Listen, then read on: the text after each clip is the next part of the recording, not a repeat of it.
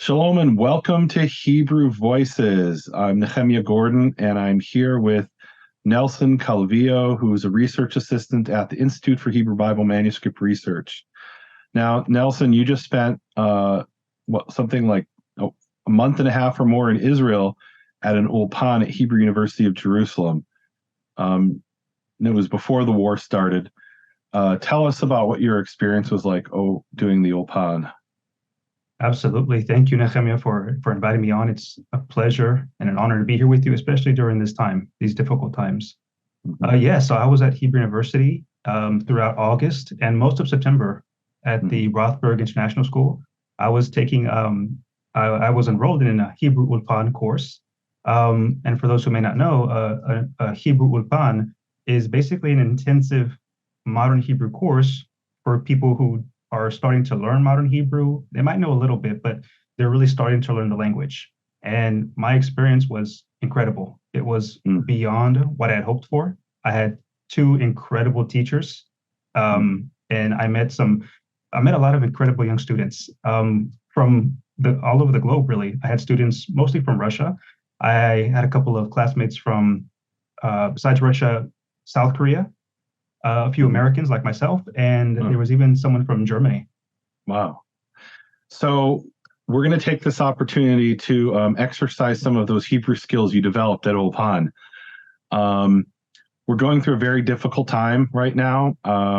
Anybody who cares about God's people must be going through a very difficult time.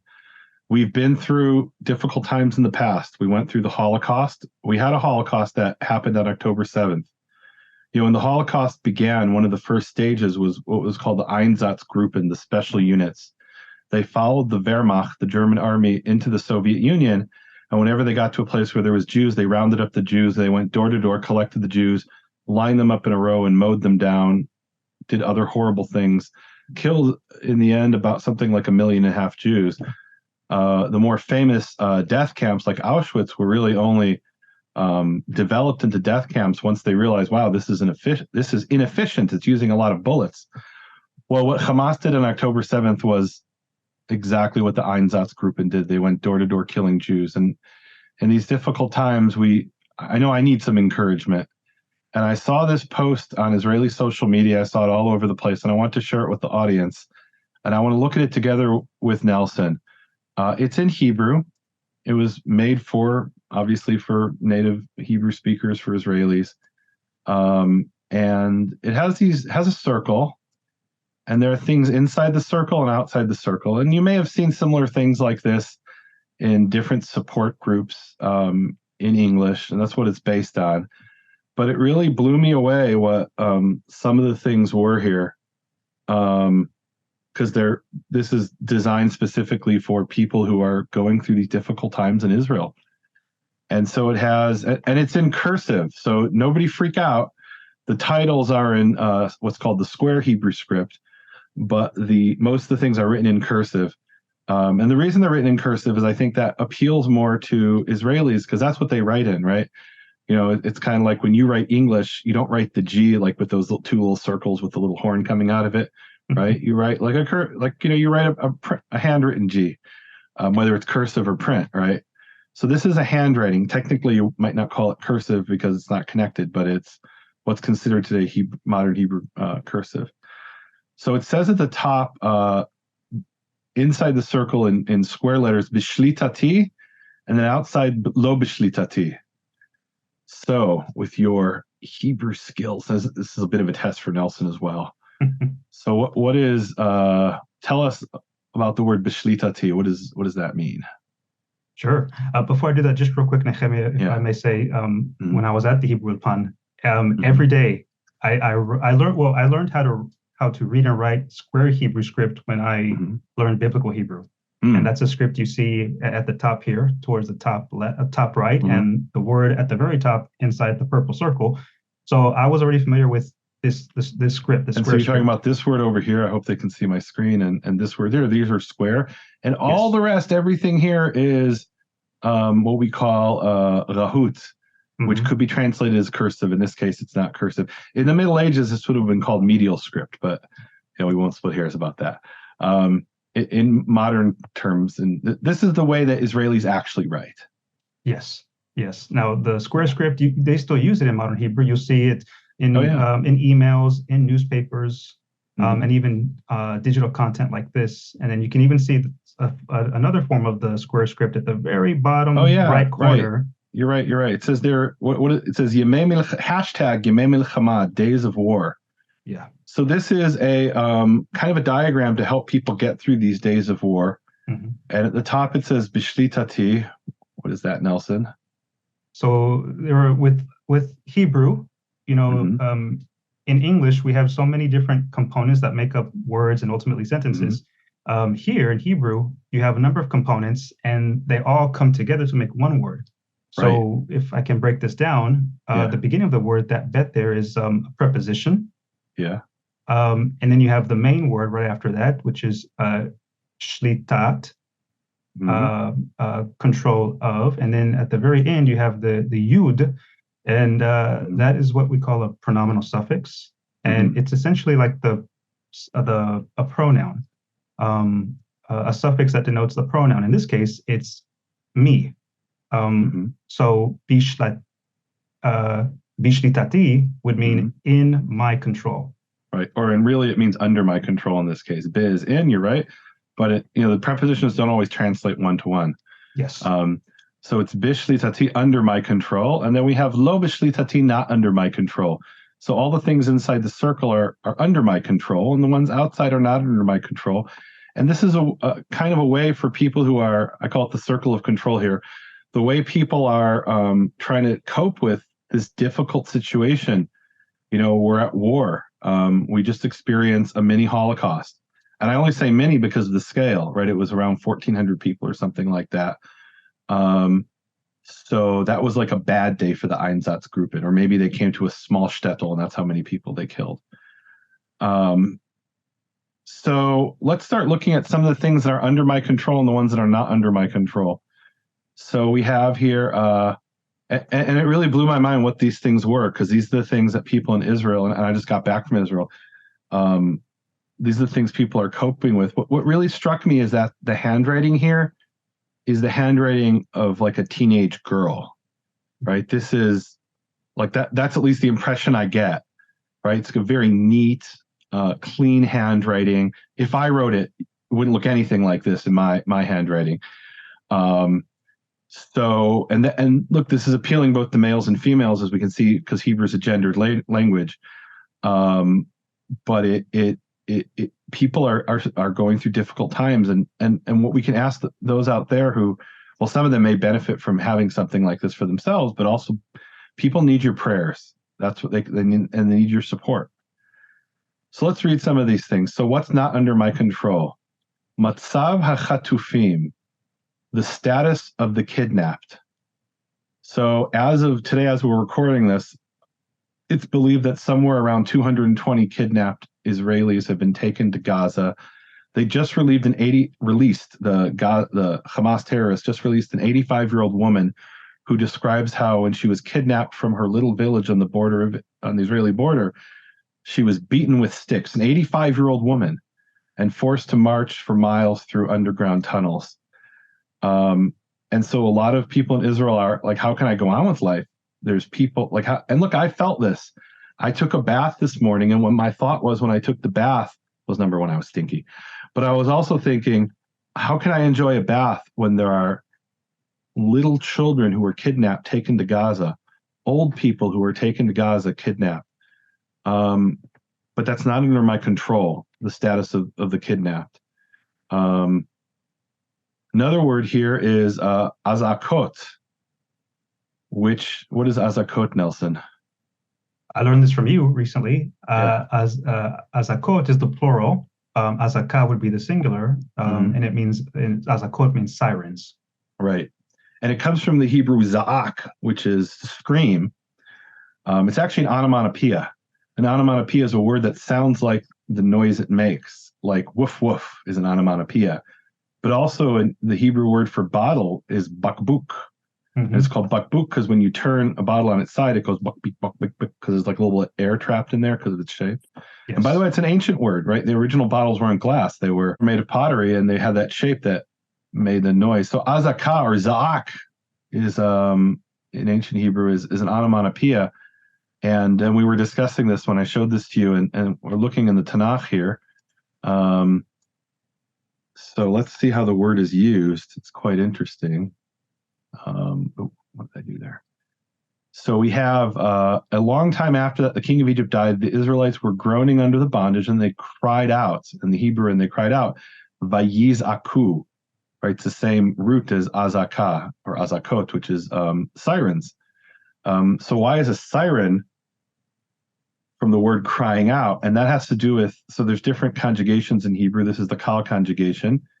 If you look at the nifal conjugation, it says all the troops in the city gathered to pursue them. And the word isn't gathered. It says vayiza'aku, and they responded to the cry. Right? So lehiza'ek, the nifal, niz'ak, is to respond to someone who's crying. And what are they crying? They're crying, help, we're at war. You have to come and join the military. You have to come and join the army. We're being attacked, right? They didn't have standing armies in ancient times.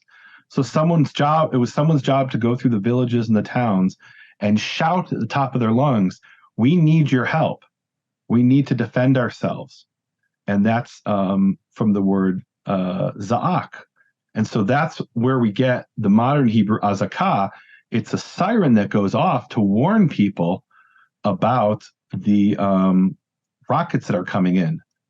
So azakot here is sirens, but what it really means is when there's a siren in Israel, depending where you are, you have anywhere from a few seconds. In Jerusalem, I had 90 seconds to run to a bomb shelter or to a secure room. And secure room is just a bomb shelter. That's one of the rooms in your apartment. Every apartment built after 1993, every house built after 1993 has a bomb shelter room. It's usually one of the kids' bedrooms. So azakot means the sirens that lead us to run into the bomb shelters. Next one here is charada she'ola le'or hamatzav, which is anxiety that comes up in light of the situation. And we were talking about the word charada. So you know that word from a common word that we hear in modern Israeli society. What's that word? Charedi or charedim. So what's charedi, charedim? Or in English, they'll sometimes say charedim. Yes. Or ultra orthodox. So what is it? What does it mean? Well, I just told you what it means. But it actually comes from a verse in the Tanakh. There's a group of Jews in both Israel and overseas who call themselves Haredim. Charad is the word that means to shake. Isaac was seized with violent trembling, and the word is vayecherad, and he shook. Right, that's what charad means. And from that, we get the word charedim, which is actually from a verse in the Tanakh, which I'll find in a second here.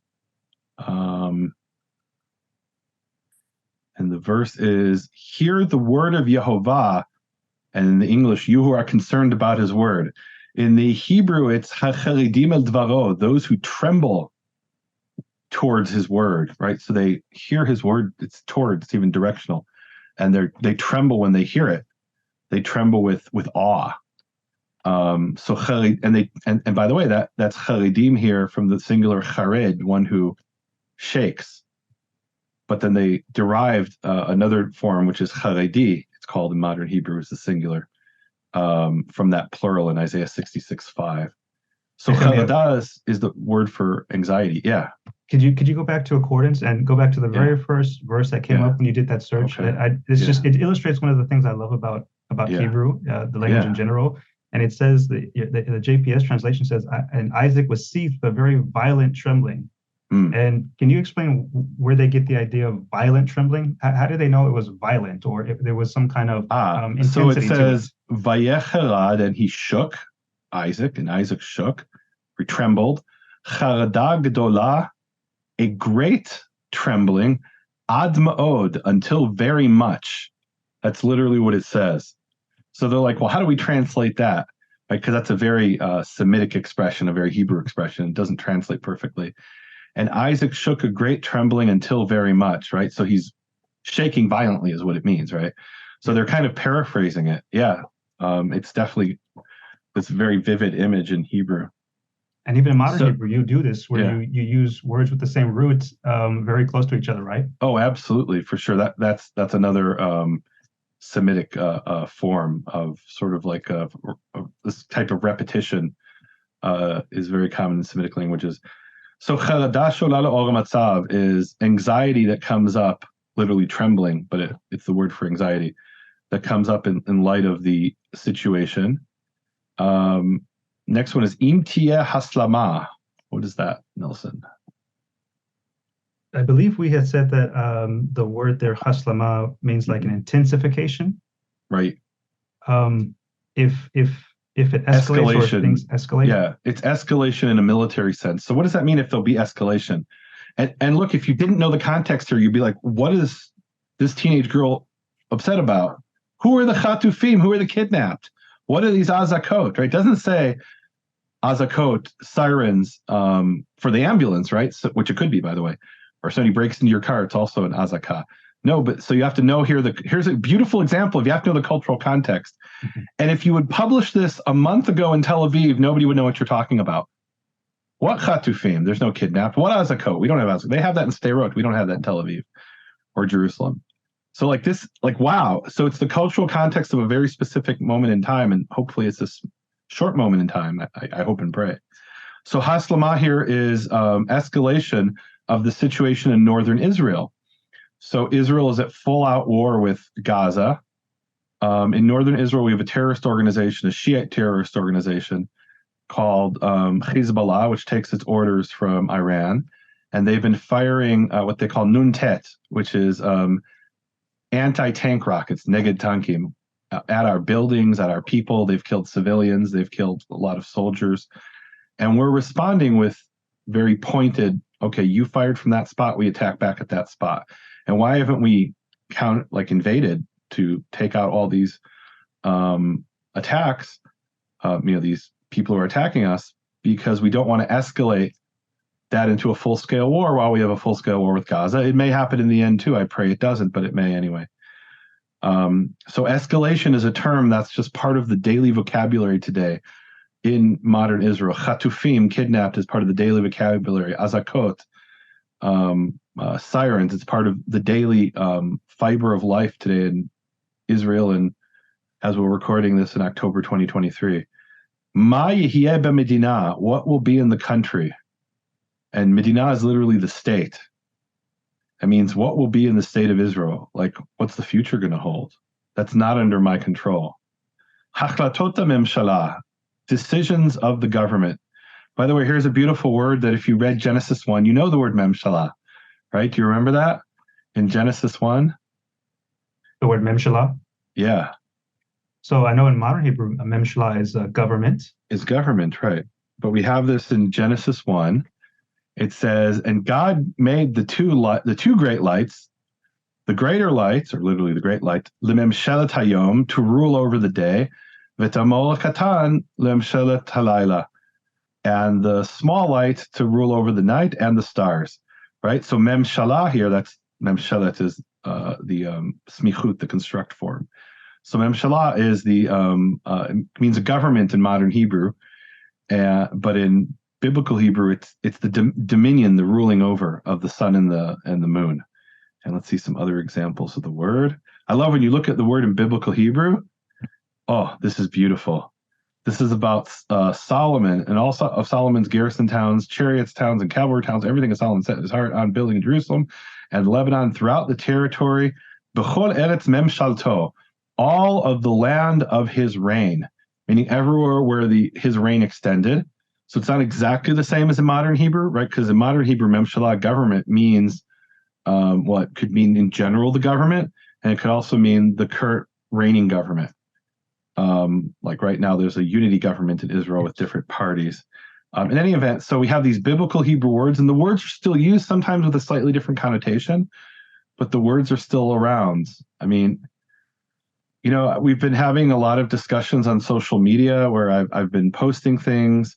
My wife Linnell has been posting things, and we get these people, oh, well, you're a colonialist invader in Palestine. I just brought you a word from 3,500 years ago that was written in what you call Palestine, not you, those people. And it's the same word that the people who you call colonialist invaders still speak. Now, you speak a different language, the Palestinians. You speak Arabic. You came from the Arabian Peninsula. The Jews are the indigenous people of the land of Israel. If I may say, Nehemia, Yeah. the third one that we brought, which was a chagada, the trembling that intensifies. In that case, when we saw in Genesis, when Isaac trembled, in that case, it's the exact same word, the word chagada. Right. Exactly. So we have not just words that are that are associative, but it's the exact same word, letter now for the letter. Connotation has changed, right? Nobody spoke of anxiety 3,500 years ago because that's a word from modern psychology, right? They were more vivid and descriptive of, okay, he's actually shaking, right? He's so upset he's shaking, or he's so concerned and disturbed, right? He wasn't necessarily upset there. He's like, what? I just gave the blessing to the wrong person. Oh no. Yes.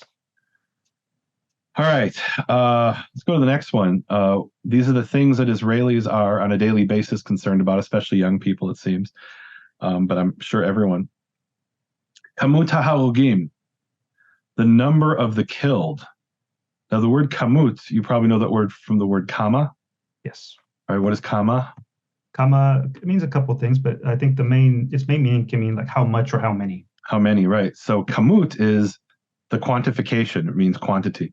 So the quantity of those killed, and what does that mean? So on October 7th, when they invaded our country, they killed over 1,400 people. And that number is rising. We don't even know what the final number is.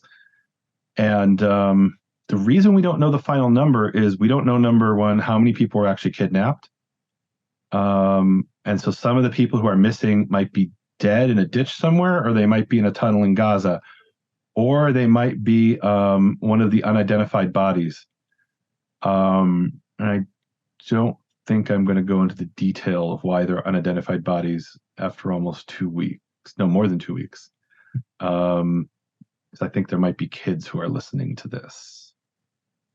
So the next one is, I'm sorry, go ahead, Nelson. I would just say, even, what are we at now? 17, 18 days after the attack? After the 18 days, there is a reason the number of those who were murdered and even the number of hostages still fluctuates, and why they're still updating these numbers. Right. And again, I won't, in this recording, because I'm hoping that there's some young person who gets benefit from this, that we won't go into the details about that. Right. The emotions that come up for me in light of the situation. By the way, it's very similar to here. So anxiety that comes up for me in light of the situation, and harigashot, the feelings, emotions that come up for me in light of the situation. And by the way, this is really interesting. There's a feminine ending, rigashot, and a masculine plural. So it's a feminine plural noun with a masculine plural verb. So why is that? So we have two different words in modern Hebrew, hargasha, which is feeling, and regesh, which is more of a psychological term. It means emotion. And the plural of regesh, for some reason, is regashot. Why does it have a plural ending, even though it's a masculine singular? And it's actually masculine plural, it just has a feminine style ending. Nelson, what's the answer? The answer, I heard this answer many, many times in 2 months. The answer is kacha. Which means? Just because. Just because. That's the way it is. And that's actually a really important principle, that a lot of things in language are arbitrary. Right? There's nothing about the word dog that makes it mean dog, other than that it was at some point decided that should be the word for dog. Now, there's an exception to that. There's two exceptions that I know about. Maybe somebody will post in the comments other exceptions. One exception is onomatopoeia, which we talked about before, like the word woof woof. There is something about the word woof woof that makes it the sound a dog makes. There are people who think it sounds like that. Mm-hmm. Now, in Hebrew, it's not woof woof, it's hav hav. Yes. Right? Do you know what it is in Spanish? Not the onomatopoeia. I don't. Okay. I'm sorry. All right. Somebody will post it in the comments. So in different languages, there's different onomatopoeias because people hear different things. Like in Hebrew, we hear instead of a sheep saying "bah," it says "meh." Why is that? I don't know. That's what we hear. I mean, it's that part is a little bit arbitrary how we interpret that, perhaps, but it's based on something we're hearing. The other example is the basic words that children can speak, like mama, baba, papa. That's based on the physiological ability of a child to produce certain sounds at a very young age. So that's not arbitrary. But the rest of language is kacha. It's just because. The next one that's not under my control is matai yigamer. When will it end? So let's go over to bishlitati. And look, I'll be honest with this. I'm not a teenage girl, but I saw this and I read it, and it actually comforted me because I have been obsessing about, like I said, I'm taking a bath and there's somebody who's kidnapped in Gaza. There are people who were murdered. There's my family members. Many of my loved ones are dealing on a daily basis with these azakot, with these sirens. It's not under that part's not under my control. So what's under my control? Lihitamech ulevakesh ezra, to be supported and to ask for help. And that's beautiful here. This is a nifal form, lihitamech. So tamach is to support something. He supported, and lihitamech is to be supported. Bichirot shemitivot oti, choices that benefit me. And I want to look at this word here, bichirot. So bichirot is choices, and that's a word we can look up in the Tanakh. Right, not in that exact form, but the word. Genesis 6:2. Weird verse. The divine beings, or sons of Elohim, saw how beautiful the daughters of men were and took wives from among them, those that pleased them. But in Hebrew it says mikol asher bacharu, from all that they chose. So literally it's a choice. Bechirot are choices, and the verb here, bachar, vayivchar lo Lot, and Lot chose for himself the entire plain of the Jordan. Let's look into another example here of bachar. So we see this a lot in Deuteronomy. Deuteronomy loves the word bachar. And because he loved your fathers, he chose their heirs after him. He himself in his great might led you out of Egypt, and chose as vayivchar, and he, same word as in modern Hebrew, with here essentially the same meaning, except this is a verb, and that's a noun derived from a verb. For you are a people consecrated to Yehovah your God. Of all the people on earth, the Lord Yehovah your God chose you to be his treasured people. And the word is bachar, he chose. So again, 3,500 years later, it's the same people speaking the same language in the same land. So this myth of the Jews are the colonial invaders, and you know what's so evil about that? The atrocities that were carried out on October 7th by Hamas required dehumanizing the people that they carried out these atrocities on. And part of that dehumanizing is to say, well, they're foreign invaders, they're colonialists. That's the way of dehumanizing, to justify murdering them and doing other things I can't speak about in a program that children might also watch. I'll talk about it at a different time, perhaps. All right. Hayachas sheli el atzmi. What do we have here, Nelson? So hayachas is the relationship. Mm-hmm. Hayachas sheli, my relationship. El atzmi, my relationship towards myself or with myself. Yeah, to myself. And so we have this word atzmi in biblical Hebrew. I love it. You could take the word, sometimes, like I said, different connotation. So where do we see this word? First, we have, and Adam said, Hapam etzem mayatzamai, this time a bone from my bones, ubasar mibsari, and flesh from my flesh, tazot yikra isha, this will be called isha, ki me'ishtu kachazot, for she was taken from man. And etzem mayatzamai, a bone from my bones. And in modern Hebrew, it means myself, right? So think about it. So you have the word etzem, which literally means bone, and then atzmi is my bone, yes, myself, right? So it's kind of a modern adaptation of that meaning, or another variation of it actually does appear in some earlier sources. So the relationship of myself to myself, and we looked up the word yachas in biblical Hebrew. It refers to genealogy, right? So it's relationship in like a familial sense, but here it's the way I treat myself, the way I have a relate to myself. Let's look at this one here because it also has yachas. Hayachas sheli laregashot sheli, the relationship of myself to my emotions. Right? I can't control my emotions, but how do I respond to those emotions? That may be something I can control. This one I think is really important for me, and I think it's important for a lot of Israelis. And I don't think it was an accident that whoever made this, I have no idea who made it. Whoever made it, please post in the comments and we give you full credit. I just found it all over on social media in Israeli social media. Kamut hazman shanit sofer b'chadashot. So we had kamut before, which is a quantity, the quantity of time that I watch the news.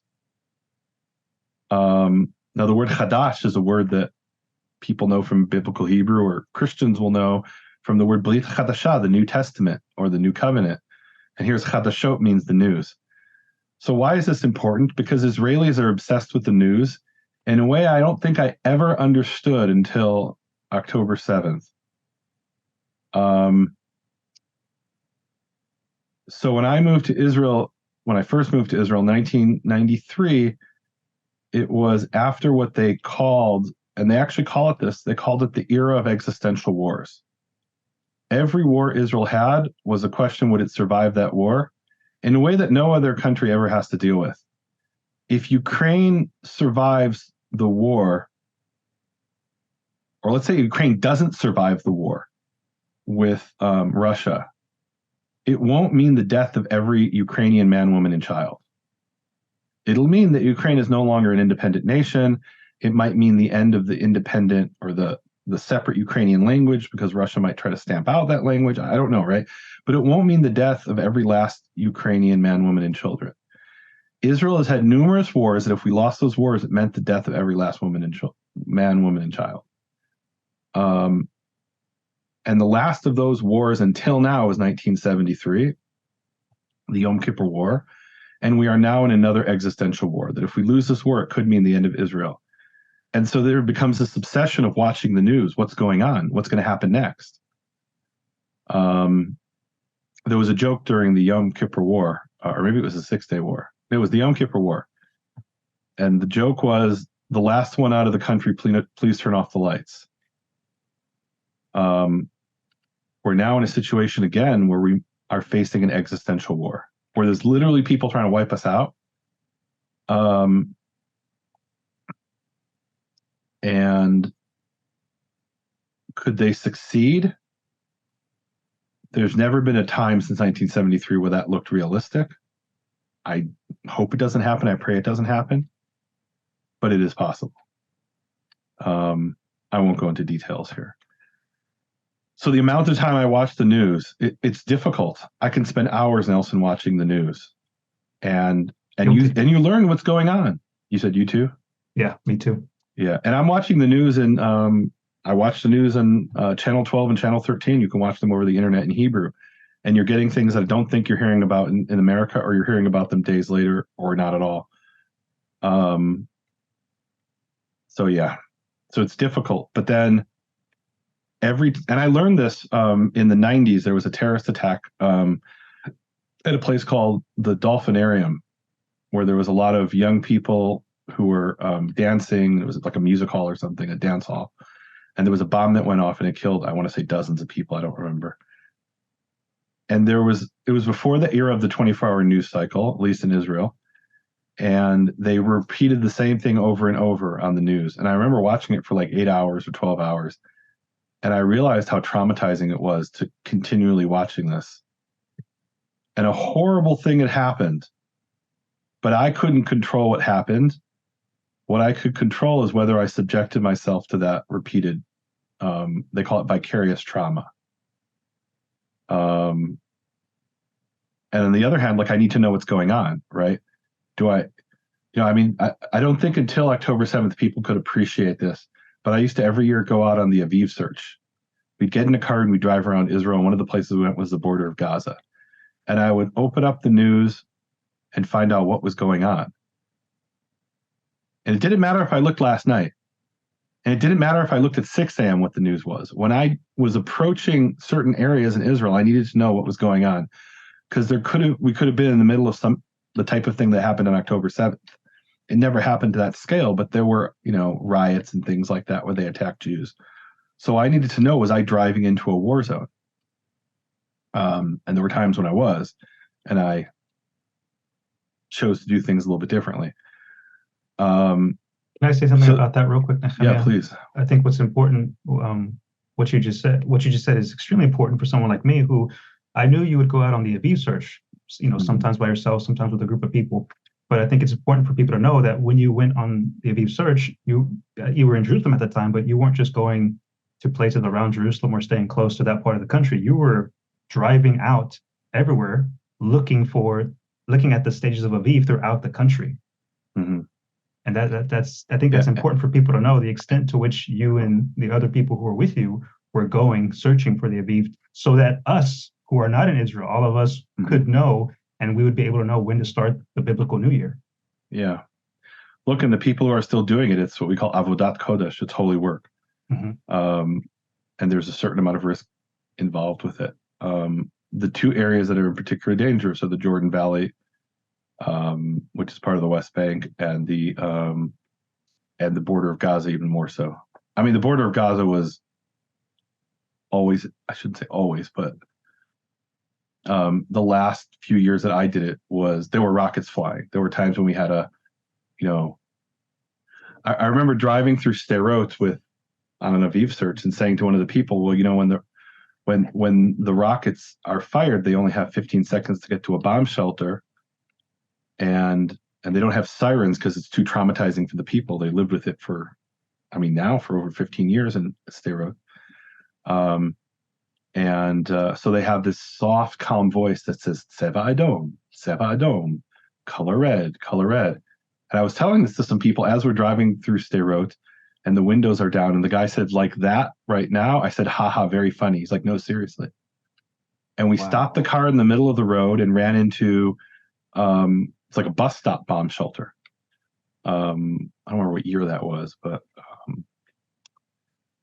okay, I've got a few more here. Under my control, b'shlitati hatchanim shani nechsaf or nechsefet elehem. So here, nechsaf is the masculine, and the nechsefet is the feminine, right? So you could be male or female and use this. So the contents that I am exposed to them. And what does it mean, contents? It means like media contents, social media contents, right? Do I watch videos of atrocities being carried out against Jews on October 7th, which are up there on the internet? Look, and some of them put out by the Israeli government, because we just went through a Holocaust, through a genocide, and we have Holocaust deniers in real time saying, no, that didn't happen. And it's really, what's crazy to me, Nelson, is we're hearing two voices. One that says, no, it didn't happen. The other said, and you deserved it. Yeah. And sometimes it's from the same people. That's amazing, isn't it? It really is. Hayachas shali. Oh, that one we read. Last one here. Shehiyah b'makom batuach bisman ha'azaka. Spending time in a safe place during an air raid siren, meaning an incident. When the air raid siren goes off, you're supposed to wait 10 minutes until they don't even do an all clear anymore. There's too many air raids. It used to be there was an air raid siren, which was up and down, and then there was a flat one that was the all clear. They don't even do the all clear anymore because they'd be doing all clears all day long. So you hear the siren and you're told wait 10 minutes. By then the rocket will have fallen and killed someone or been intercepted and not have done damage. So spending time in a safe place during the Azakah. And we looked up the word Shehiyah, which I didn't think was in biblical Hebrew, but there is a variant of it, which says, let's see. So it's Genesis 24:21. And the man, meanwhile, stood gazing at her, silently wondering whether Yehovah had made his errand successful or not. It's the servant of Abraham. And the word there is mishta'eh, which is a hit pa'el form of shin aleph hey. And for those who know Hebrew, you might be saying, how could it be hit pa'el? The shin comes before the tav. That's one of the examples of metathesis, which is part of the language. Whenever you have a shin, so like you say, lehishtamesh, the shin and the tav switch places. Interestingly, in Moabite, which is a language very similar to Hebrew, which isn't that surprising because the Moabites were cousins of Abraham. I'm trying to get back to this other thing here. I think here we go. Lot was a cousin of Abraham, and the Moabites came from Lot, according to the Tanakh.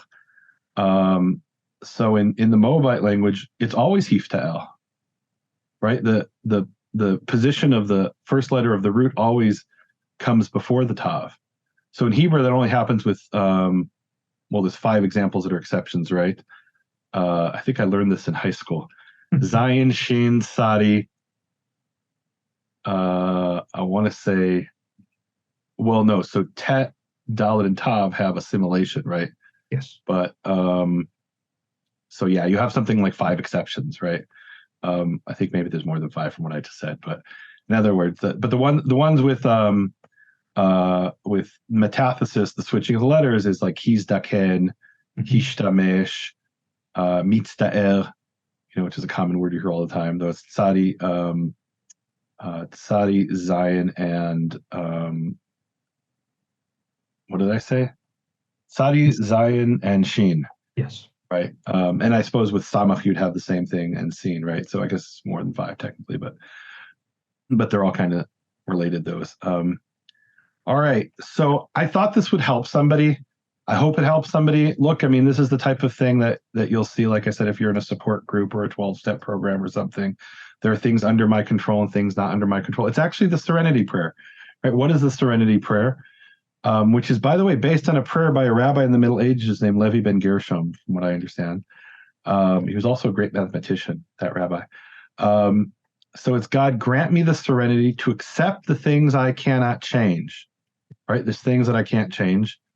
The courage to change the things I can. I can change how much time I watch the news, unless I'm like locked, maybe I can't, right? Maybe I'm a prisoner somewhere and they're forcing me to watch the news or make bad decisions that don't benefit me.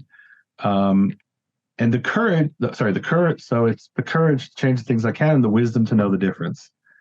And that last one's really important, the wisdom to know the difference. So I thought this would help somebody. And let's end with Nelson, would you end with the prayer? And then I'm going to end with the Serenity Prayer in Hebrew. Certainly. So, Yehovah in heaven, we thank you and we bless your holy name. We are so grateful that you allow us to come together to congregate and to meditate on the things that allow us to realize that there are always more things in our control than we realize. Yehovah, we ask for your guidance. We ask for your leading to help us mine through all those things that we can't control, the people, the noises, the news, all those things that distract us from you, your goodness, your grace, your word, your provision, and most of all, your love. We just ask that your word as light shine through in these dark days, and that you continue to rise up and fight for your people Israel, that you are with all Israelis, whether they're Jewish, Arab, Christian, Islam, Muslim, all the people who are in the land that you call the apple of your eye. May you continue to watch over, guard, and protect them, and may you lead the IDF to victory over all of those who hate your people, but also hate you, God. You are the one who are always in control. And we thank you that you continually sit on your throne and reign supreme as the God of heaven and earth. Amen. Amen. Eli, תן בי את השלווה לקבל את הדברים שאין ביכולתי לשנותם, את האומץ לשנות את אשר ביכולתי, ואת התבונה להבדיל ביניהם. Yehovah, creator of the universe, I ask you that you bring peace upon Israel, a lasting peace, and that you protect all of those who have stood up to defend your people. Amen. Amen.